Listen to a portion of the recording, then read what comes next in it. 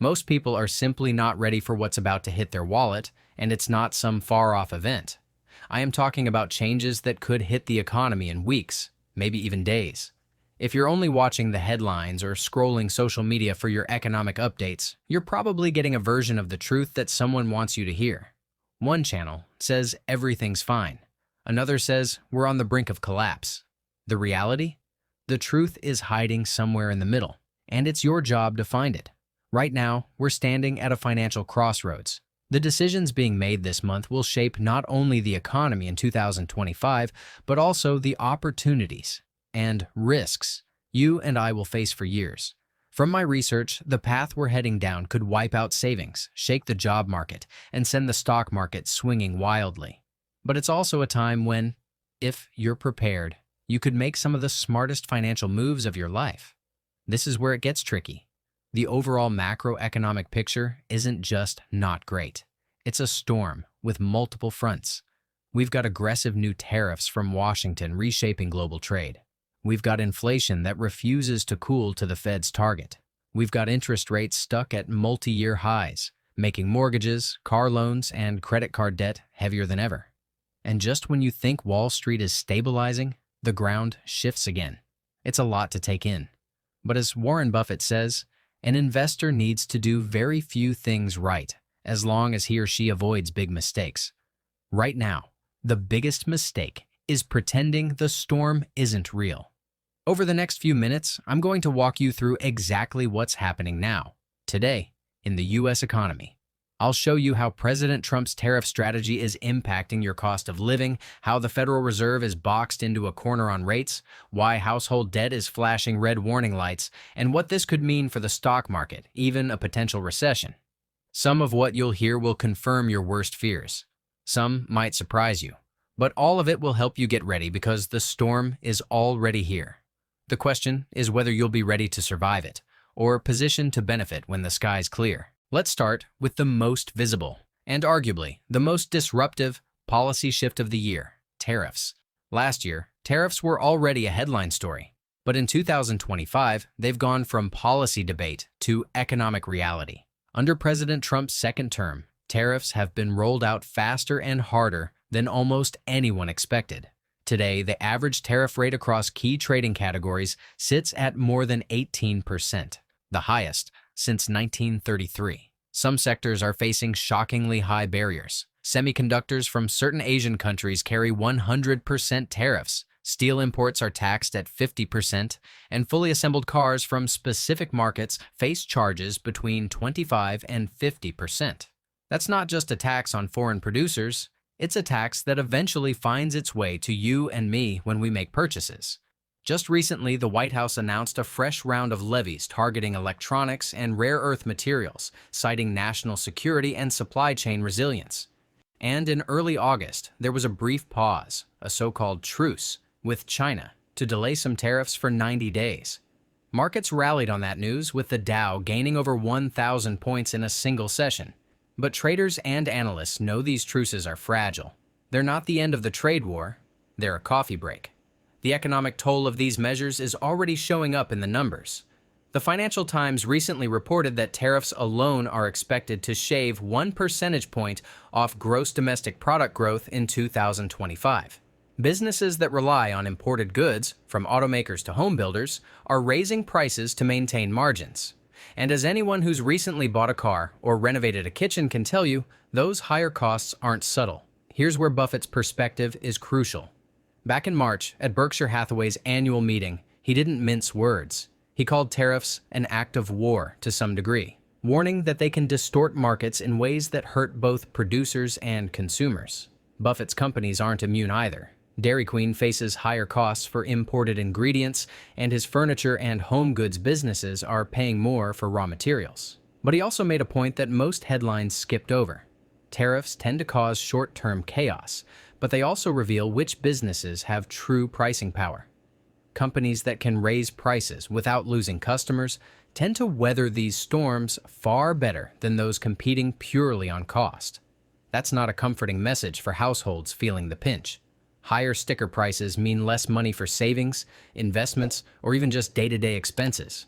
And the ripple effect is enormous. When consumers cut back, corporate revenues shrink, hiring slows, and the stock market starts to wobble. If we zoom out, tariffs don't operate in a vacuum. They directly feed into the other major challenges we're facing right now: persistent inflation, a Federal Reserve caught between raising and lowering rates, and a stock market that can't decide if it wants to rally or retreat. The problem is, tariffs don't just stay in their own lane. They're like dye in a glass of water. Once poured in, they spread everywhere. And one of the biggest places we see that spread is in inflation. The latest data from the Bureau of Economic Analysis shows core PCE, that's the Fed's preferred inflation gauge, sitting at 2.8%. On paper, those numbers might not look scary compared to the 7 and 8% spikes we saw a couple of years ago, but context matters.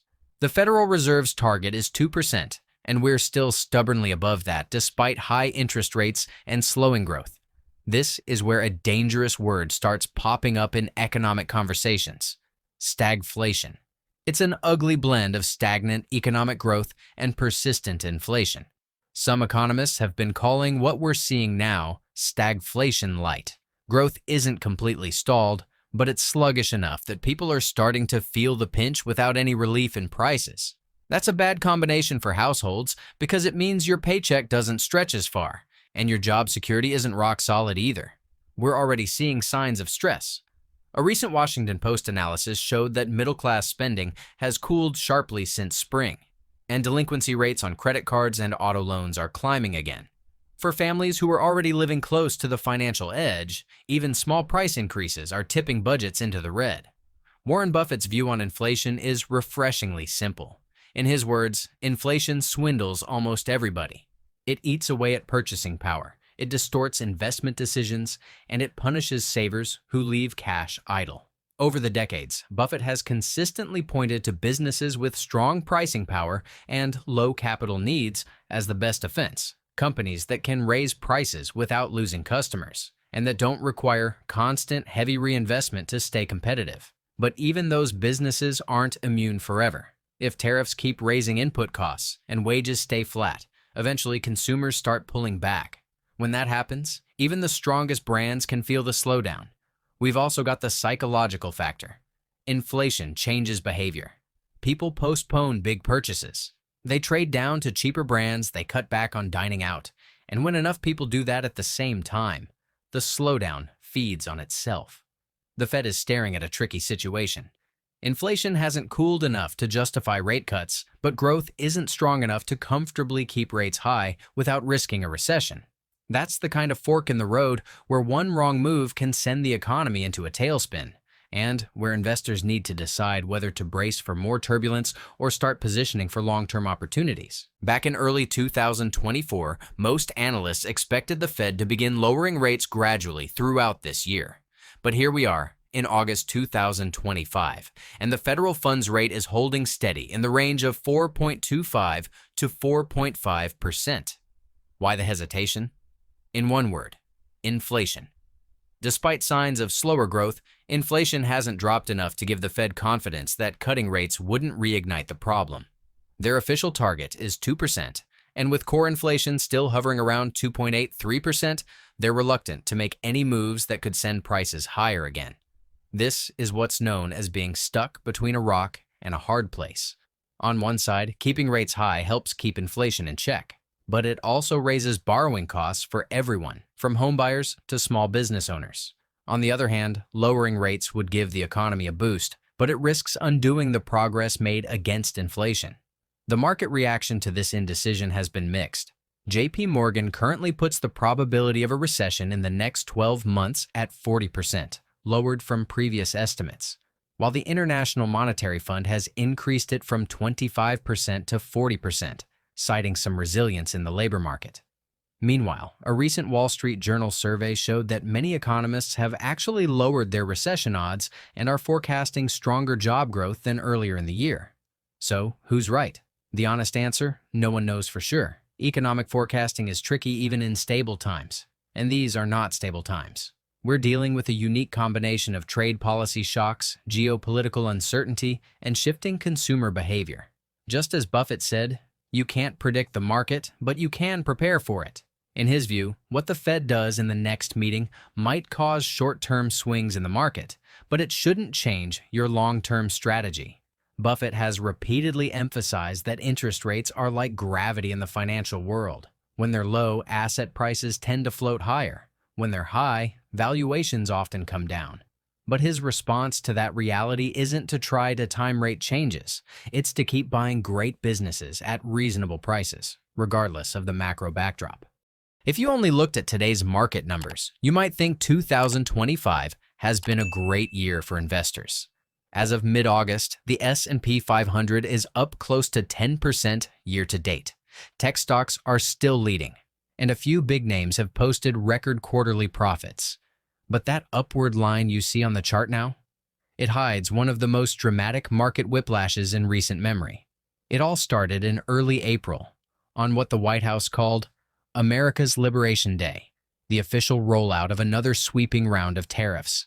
Within 48 hours, the Dow Jones Industrial Average plunged more than 2,000 points. The S&P 500 dropped nearly 9% in just a week. Headlines screamed crash and meltdown, and for a few days, fear took over the market.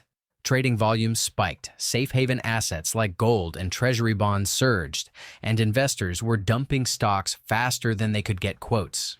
But then, by mid-May, signs emerged that the economy, while rattled, wasn't in free fall. Corporate earnings came in stronger than expected, particularly in sectors like technology, defense, and energy. The Federal Reserve, while holding rates steady, signaled it was ready to act if financial conditions worsened significantly. By late June, not only had the market recovered its April losses, but major indices were hitting new all-time highs. For a lot of people, this roller coaster was exhausting. For Warren Buffett, it was a textbook example of his famous advice: be fearful when others are greedy, and be greedy when others are fearful. That's the key distinction. Crashes that come from panic rather than permanent damage often create bargains, but you can only take advantage of them if you have two things: cash ready to deploy and the conviction to act when everyone else is running for the exits. We've looked at tariffs, inflation, interest rates, market swings, and Warren Buffett's take on all of it. Now it's time to connect the dots, to see the whole picture that explains why most people are not ready for what's about to happen. Let's start with the tariffs. This isn't just a political headline. It's a chain reaction. Tariffs make imported goods more expensive. That means higher prices for everything from the steel in your car to the chips in your phone. Companies pass those costs on to you and me. And in 2025, the tariff burden isn't small. Now, inflation. We're no longer at the 7 or 8% spikes of a couple years ago, but we're still not where we need to be.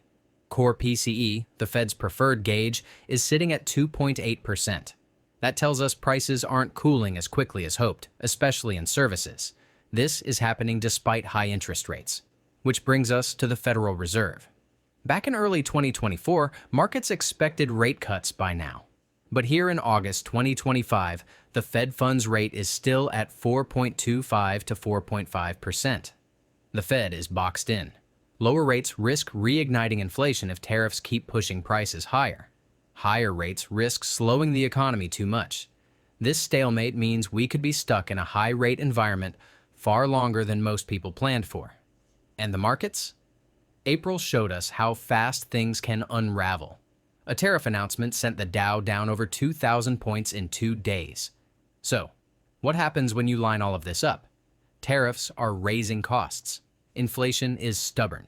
Rates are staying higher for longer. Debt is piling up while spending slows. Markets are swinging violently. This isn't just one problem. It's multiple forces colliding. And that's why most people aren't ready. They're thinking in isolation. Inflation will drop soon, or rates will get cut next quarter, instead of seeing the combined effect. Because here's the reality: what's about to happen isn't one single event. It's a sequence. Higher costs from tariffs feed into sticky inflation. Sticky inflation keeps rates higher for longer. High rates slow growth and stress consumers. That stress shows up in spending cuts, delinquencies, and eventually corporate profits. Lower profits pressure markets. And every drop in the market shakes consumer confidence even more. It's a loop, and unless something breaks that loop, it can keep grinding away at the economy and at your finances. Most people aren't ready for that kind of slow, grinding storm. But if you connect the dots now, you can see it clearly. And that clarity is your advantage. You can take action before the full weight hits, and instead of just surviving, you can position yourself to win when the cycle turns. All signs point to a crash. But what if it's not just happening? What if it's planned? Could it be true that Trump is actually steering us toward this, on purpose? Click the video on screen and find out.